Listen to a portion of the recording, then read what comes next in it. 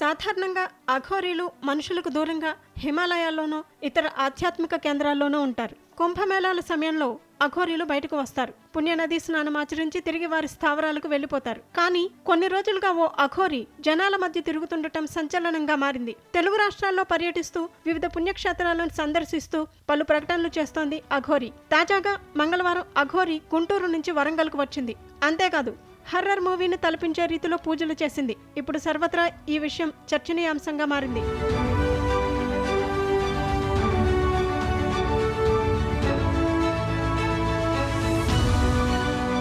వరంగల్ జిల్లాలో సంచరిస్తున్న అఘోరి నగర శివారులోని బెస్తన్ చెరువు సమీపంలో ఉన్న శ్మశాన వాటికలో ఒళ్ళు గగురు పొడిచే రీతిలో పూజలు చేసింది. శ్మశాన వాటికలో అంతిమ సంస్కారాలు నిర్వహించే శవపేటిక వద్ద పడుకొని చిత్ర విచిత్రంగా ప్రవర్తించింది. శవాన్ని దహనం చేసిన బూడిదనంతా తన ఒంటిపై రుద్దుకుంది. అంతటితో ఆగలేదు. చుట్టూ త్రిశూలాలు ఏర్పాటు చేసుకుని అచ్చం హర్రర్ మూవీని తలపించే రీతిలో పూజలు నిర్వహించింది. తన వెంట పూజా సామాగ్రి కోడిని తెచ్చుకున్న అఘోరి అదే శ్మశాన వాటికలో చుట్టూ త్రిశూలాలు పెట్టి ఆ త్రిశూలాల మధ్య కూర్చొని విచిత్ర పూజలు నిర్వహించింది. కోడిని బలిచ్చి రక్తతర్పణం చేసింది. గుమ్మడికాయను కోసి ఆ గుమ్మడికాయపై గంటకు పైగా విచిత్రమైన పూజలు నిర్వహించింది. అఘోరి విచిత్రమైన పూజలు చూసి స్థానికులు తీవ్ర భయాందోళన చెందారు.